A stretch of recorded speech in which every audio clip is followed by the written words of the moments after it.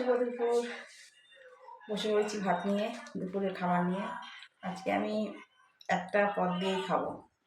সেই পদটা হচ্ছে আমার খুব প্রিয় পদ, রোজ দিন রান্না হয় না। হচ্ছে যখন আমি বাপের বাড়ি যেতাম, আমার মা আমাকে এই রান্নাটা করে খাওয়াতো। আমার ভীষণ প্রিয় রান্না। তখন মা হাঁসের ডিম দিয়ে রান্না করতো।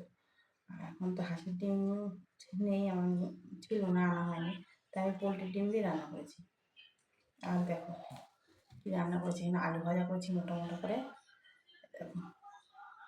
আর কলমি শাক ভাজা করেছি, ডিম ভাজা করেছি। আমার ডিমটা দিয়ে আমি এইটা রান্না করেছি। আমি পেঁয়াজ দিয়ে আজকে ডাল করেছি, এটা কালো কালো করে। এগুলো আমি আজকে কিছু খাবো না, আমার প্রিয় জিনিসটা দিয়ে আমি খাবো। তোমাদেরকে দেখাই আমার প্রিয় জিনিসটা কি।